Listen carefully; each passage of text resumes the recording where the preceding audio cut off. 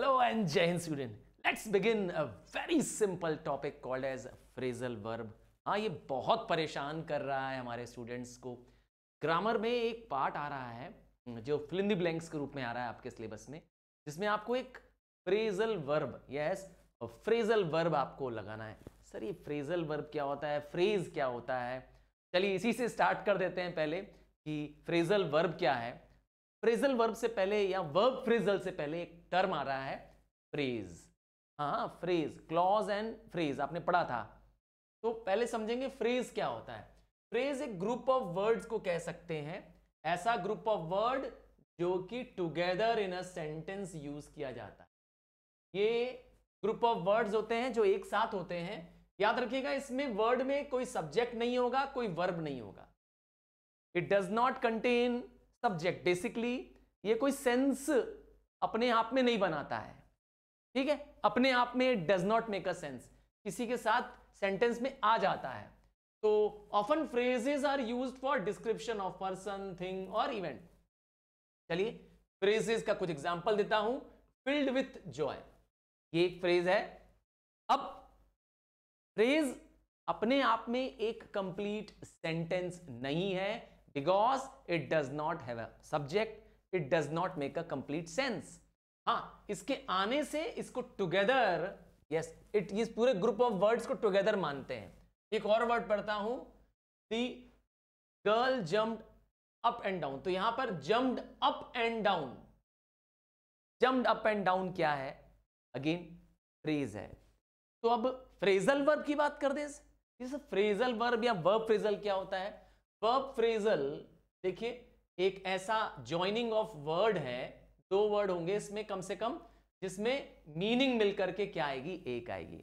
याद रखिएगा, दे together have different meaning but when they join together they give a separate meaning. आपको दोनों की एक सिंगल मीनिंग यस बनने के बाद का वर्ड सोचना है. तो ये एक कंपाउंड वर्ड है जिसमें पहला वर्ड हमेशा एक वर्ब होगा और बाद का वर्ड प्रेपोजिशन या एडवर्ब हो सकता है. प्रेपोजिशन या वर्ब, इसीलिए फ्रेजल वर्ब है. आपको प्रेपोजिशन पुट करने में दिक्कत आ रही थी ब्लैंक में, यही आपके लिए आज सोल्यूशन देने जा रहा हूं. या ढेर सारे आपके यस एग्जांपल्स भी दूंगा आपको करने के लिए, और आपको एक हिंट भी दूंगा. हाँ, मास्टर हिंट दूंगा जो आपको इसको करने में ईज कर देगा. तो क्या कहना चाहते हैं? फ्रेजल वर्ब क्या होता है? एक कंपाउंड वर्ड होता है जिसमें वर्ब होगा. हाँ, एक वर्ब होगा और साथ में क्या होंगे? एक प्रपोजिशन या एडवर्ब होगा. And in this two words one is verb and other is preposition और एडवर्ब. चलिए मेरे एग्जांपल में आपके सामने दिख रहा होगा रन इनटू. तो रन जो पहला वर्ड है वो है वर्ब, इनटू जो है वो है प्रपोजिशन. क्या ये हो सकता है? Run of. क्यों नहीं हो सकता है सर? तो यहां पे रन जो है वो वर्ब हो गया और ये जो ऑफ है ये एडवर्ब हो गया. तो ये है फ्रेजल वर्ब. जैसे ही ये दो वर्ड जुड़ जाते हैं, ये वर्ब और प्रपोजिशन जुड़ जा रहा है, तो एक नया शब्द, एक नया अर्थ बना रहा है. सर ये वर्ड्स के मीनिंग कैसे हम याद करें? ये कह रहे हैं क्योंकि आपको फिल इन द ब्लैंक्स के रूप में आना है और आपको वर्ब वाला पोर्शन ब्लैंक के रूप में कभी नहीं आता है. वर्ब ऑलवेज गिवन होता है. आपके पास मिसिंग फिगर, मिसिंग जो ब्लैंक है, हाँ, वो हमेशा इस प्रपोजिशन पार्ट का है. दैट मींस वर्ब के बाद वाले पार्ट का है. तो आपके दिमाग में बहुत सारे प्रपोजिशंस ऑलरेडी होने चाहिए. पहला टिप तो यही है. That means of, on, into, about, over, ये सब आपके पास पहले से ही प्रपोजिशंस के वर्ड होने चाहिए. क्या कहा? आपको प्रपोजिशंस के वर्ड नहीं मालूम है तो आपको कहीं लिख लेने चाहिए. ठीक है, कॉमन प्रपोजिशन वर्ड्स जो होंगे वो आपको लिख लेने चाहिए. अभी आप देखेंगे स्क्रीन पे हम ऐसे बहुत सारे यूज करने वाले हैं. हाँ, हम बहुत सारे प्रपोजिशन के वर्ड यूज करने वाले हैं. आपको पता होना चाहिए, और नहीं तो कुछ कॉमन वर्ड्स आप लिख करके अपने पास रखे रहें. ठीक है ना, कुछ कॉमन वर्ड्स आप अपने पास लिख करके रखे रहें, क्योंकि इनमें से ज्यादातर क्या होगा? वर्ड्स आएंगे. अब हमारे पास कुछ एग्जाम्पल है. मैं आपको preposition yes verb, phrasal verb बताऊंगा, उसका मीनिंग बताऊंगा और उसका सेंटेंस में कहां यूज हो रहा है ये भी दिखाऊंगा. याद रखिएगा आपको सिर्फ क्या करना है? प्रपोजिशन वाला पार्ट मिसिंग होगा, वर्ब दिया होगा. जैसे अबाइड बाय, हाँ, अबाइड बाय मतलब पालन करना, हम इसे कहते हैं ओबे। तो अब देखिए स्टेटमेंट का सेंटेंस क्या बन जाएगा, students must abide by the school. आपके पास मिसिंग फिल द ब्लैंक्स क्या होगा, आपके पास missing fill in the blanks होगा abide dash the school rules, तो आपको बाय लगाना होगा। ठीक है, तो ये आपको पता होना चाहिए कि क्या क्या प्रेपोजिशंस कॉमनली हो सकते हैं। आप बार बार बोलेंगे सर प्रेपोजिशंस क्या होता है, प्री और पोजीशन दो वर्ड से मिलकर बना है प्रेपोजिशन। प्री मतलब पहले और पोजीशन, प्री मतलब पहले और पोजीशन। तो प्रीपोजिशन क्या बताता है, पोजीशन बताता है, किसकी, नाउन या प्रोनाउन की पोजीशन बताता है। समझ गए ना।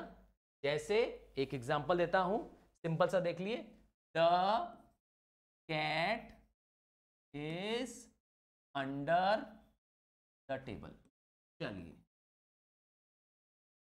यहां पर मैंने अंडर द टेबल मैंने ये कहा, तो एक टेबल है और बिल्ली इस टेबल के, हाँ बिल्ली के लिए परेशान मत होइएगा, मेरी बिल्ली थोड़ी सी अजीब दिखेगी, पर बिल्ली क्या है, टेबल के नीचे है, अंडर द टेबल।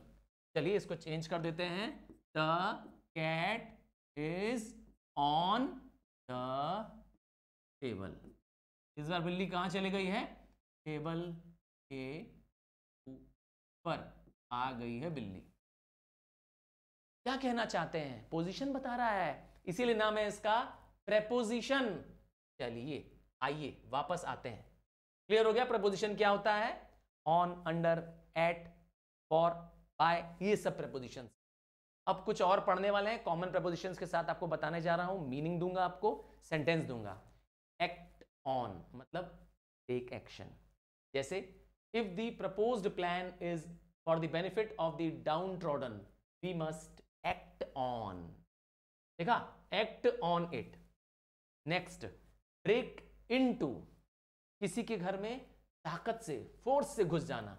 रवि या Rishabh and his friend had to break into the house as they had lost the key, क्योंकि घर की चाबी खो गई थी तो उन्हें क्या करना पड़ा, ताकत के साथ अर्थात तोड़ करके भी अंदर जाना पड़ा होगा। और क्या है, ब्रेक आउट, यहां पे ब्रेक आउट का मतलब है स्प्रेड कर देना, या कोई चीज अचानक क्या हो जाना, स्प्रेड हो जाना, breakout. When did the battle of Buxar break out, अचानक बैटल ऑफ बक्सर स्टार्ट हुआ था। नेक्स्ट, ब्रेक डाउन मतलब कोलैप्स, जैसे कि कार अचानक क्या हो जाती है, बंद पड़ जाती है, अगर car breaks down in the middle of the highway. और क्या वर्ड है, ब्रेकअप, अरे आजकल को तो बड़ा कॉमन टर्म है, यंग बॉयज एंड गर्ल्स में तो बड़ा कॉमन टर्म आ रहा है, अरे मैंने तो ब्रेकअप कर लिया। ब्रेकअप मतलब स्प्लिट, ठीक है। तो आपको ब्रेक मालूम था, आपको ये वर्ड लगाना था अब। तो ब्रेकअप, यहां पर ब्रेकअप मतलब split. He moved to Australia after the breakup of the marriage. आगे, bear with मतलब tolerate करना, सह लेना। तो if you just bear with me for a few more minutes, I could make your draft ready. देखा, हम हर जगह आपके साथ क्या बताना चाह रहे हैं कि आपको फ्रेजल वर्ब या वर्ब फ्रेजल को थोड़ा समझना पड़ेगा। चलिए, bring up मतलब rare, तो can you bring up the list of the candidates again? और अगला देखिए क्या है, ब्रिंग के साथ ब्रिंग आउट मतलब पब्लिश। देखिए एक ही शब्द है, ब्रिंग, वर्ब सेम है। अब देखिए ब्रिंग अप मतलब होता है रियर करना किसी को, और दूसरा है पब्लिश करना, bring out. The painter had added some stroke of huge मतलब colour to bring out the vivid effect of painting. ठीक है, और वैसे पब्लिश तो बुक्स वाले पब्लिशर जो होते हैं वो पब्लिश करते हैं। कट डाउन मतलब किसी चीज को रिड्यूस करना, डिक्रीज करना। We must not cut down the trees, ये तो बहुत कॉमन है, चलिए ये तो इजी था। कैरी ऑन मतलब कोई चीज चलते रहना, कंटिन्यू करना। We want to, I want to carry on, चलो।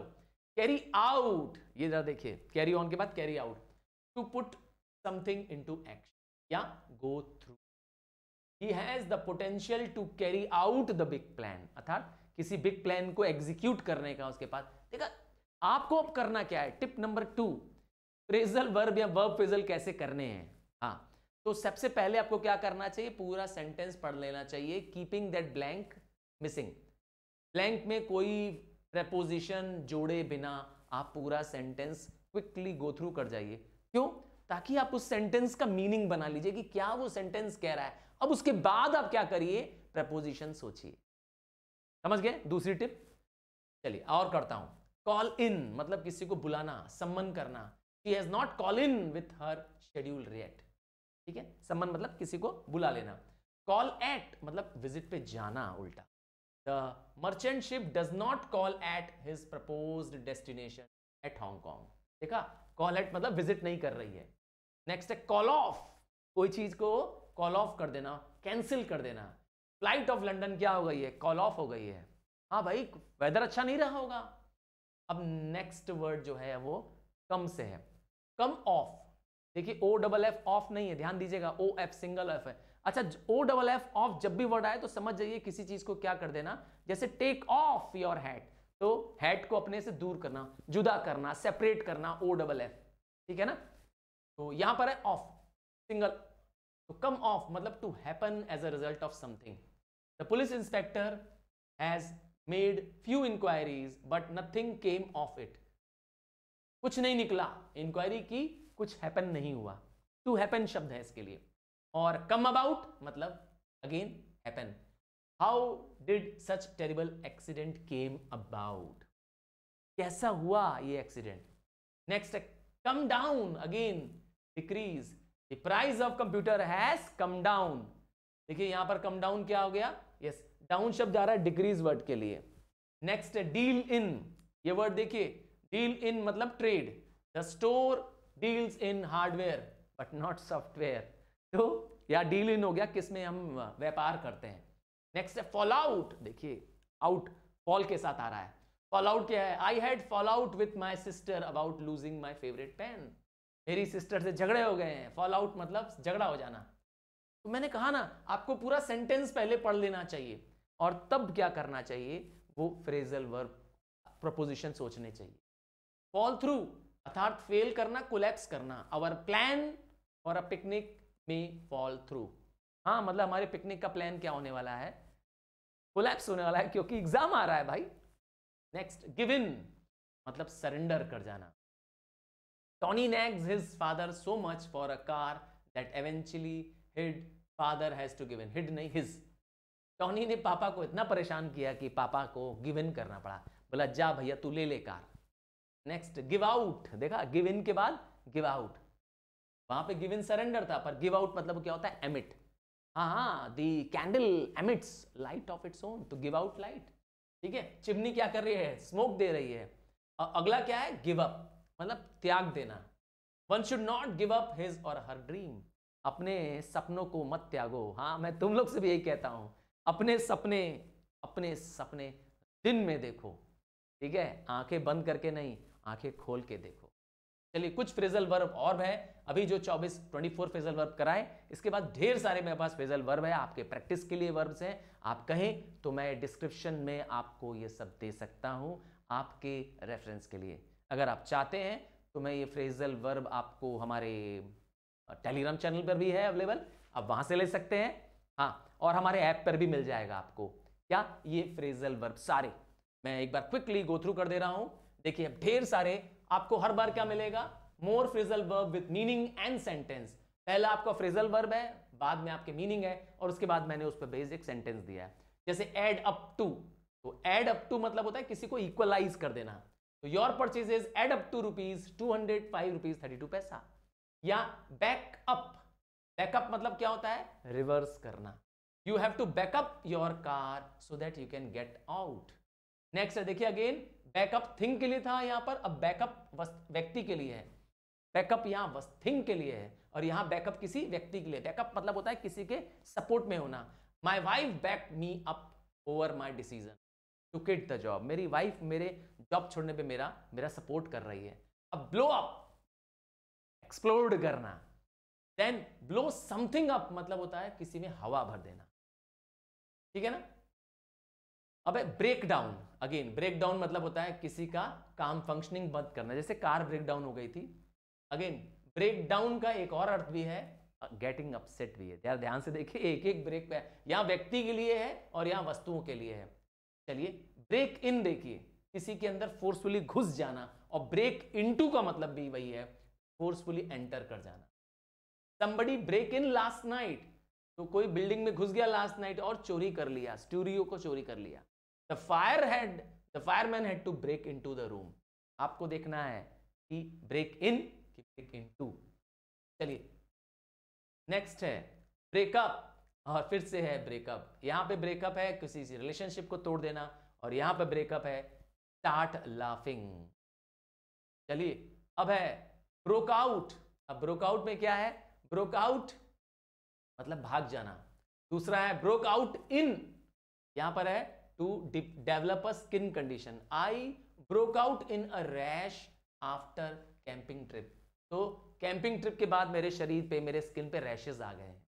और अगेन ब्रिंग डाउन, यहां पे व्यक्ति के लिए है, मतलब अनहैप्पी कर देना। This sad music is bringing me down. Then bring up भी है, दैट मीन्स रेज अप करना, चाइल्ड को रेज अप पेरेंट्स करते है ना। वस्तु के लिए ब्रिंग अप क्या हो सकता है? Start talking about a subject, ठीक है ना।